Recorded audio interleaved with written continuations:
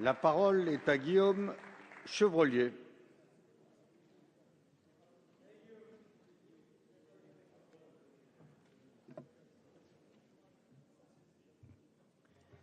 Monsieur le Président, Monsieur le Ministre, mes chers collègues, nous sommes appelés aujourd'hui à discuter de l'avenir de l'Europe, des perspectives qui s'offrent à elle et à nous, citoyens français et européens. Je m'exprime non pas en eurosceptique ni en eurobéat, mais en euroréaliste, conscient de ce que l'Europe nous a apporté, notamment la paix, ce qui est loin d'être négligeable. La France, qui fait partie des pays fondateurs de cette Europe, va devoir se prononcer sur la ligne qu'elle entend suivre. La crise économique extrêmement grave que nous traversons ébranle sérieusement l'édifice européen. Elle touche tous les pays et la France est loin d'être épargnée. Mais cette crise frappe encore plus sévèrement certains de nos voisins. Je pense à la Grèce, bien sûr, mais aussi à l'Espagne et à l'Italie. L'Europe est venue à la rescousse de ces pays pour les soutenir et les aider à traverser cette période difficile, et cet appui n'est pas sans conséquences. Car l'Europe traverse une crise identitaire.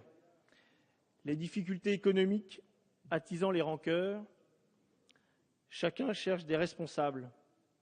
Qui accuser?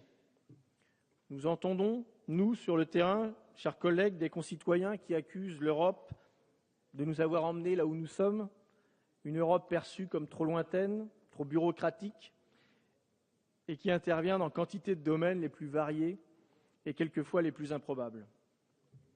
L'euro n'est pas non plus épargné, la vie serait plus chère depuis le passage à l'euro, et la campagne présidentielle a même vu des candidats prôner le retour au franc. Mais nous savons bien dans cet hémicycle que le retour en arrière est impossible et non souhaitable. Nous savons bien que notre pays, aussi grand soit-il, n'a plus le poids qu'il a eu dans l'histoire et que sans l'Europe, nous ne pèserons guère lourd face à la Chine, l'Inde. Nous nous devons, chers collègues, d'entendre ces accusations et d'y répondre, car elles traduisent une peur de nos concitoyens devant l'avenir et un repli sur soi néfaste. Le clivage révélé par le référendum de 2005 sur le traité constitutionnel européen s'est donc durci. L'euroscepticisme gagne du terrain. Nous nous devons donc de convaincre nos concitoyens, de les rassurer, de leur montrer que l'Union européenne va dans le bon sens en tendant vers une gouvernance économique européenne. Le traité sur la stabilité, la coordination et la gouvernance, TSCG, plus connu sous le nom de pacte budgétaire européen, nous en procure l'opportunité. Ce traité propose en effet d'instaurer des règles communes de gouvernance économique et budgétaire.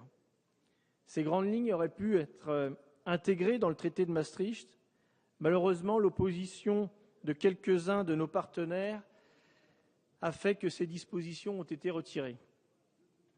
Quel dommage, car si ces dispositions avaient été adoptées, nous n'aurions pas à subir la crise des dettes publiques qui frappe si durement aujourd'hui l'Europe. Ce traité constitue un engagement solennel des États signataires à gouverner ensemble la zone euro, à se concentrer sur toutes les mesures économiques, budgétaires et fiscales susceptibles d'avoir un impact sur les autres partenaires et sur l'euro. Il va donc contribuer à remettre de l'ordre dans la gestion de leurs finances publiques et à réduire leur endettement. C'est la rigueur budgétaire pour créer de la croissance. Nous ne pouvons qu'approuver ce dispositif et nous le devons, avons-nous le choix?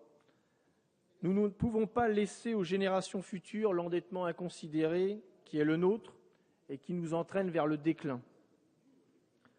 Ce traité, avec la règle d'or qui l'accompagne, ne peut que provoquer un assainissement nécessaire de nos finances publiques. C'est ainsi que l'article 9 prône l'engagement en vue de la soutenabilité des finances publiques et un renforcement de la stabilité financière.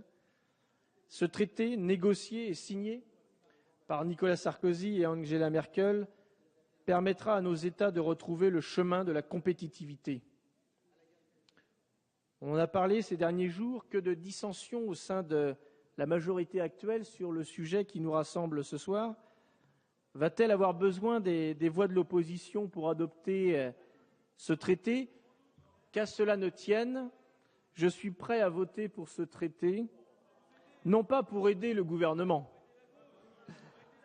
mais pour soutenir ce traité qui va dans le bon sens puisqu'il instaure des garde-fous au bénéfice de l'intérêt général de notre pays. Je le voterai d'autant plus qu'il va limiter les initiatives économiques inconsidérées que la majorité actuelle produit depuis 4 mois.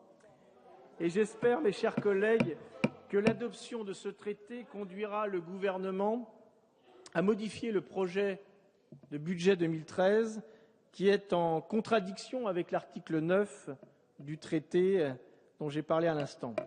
Donc, mesdames et messieurs les socialistes, un peu de cohérence. Je vous remercie.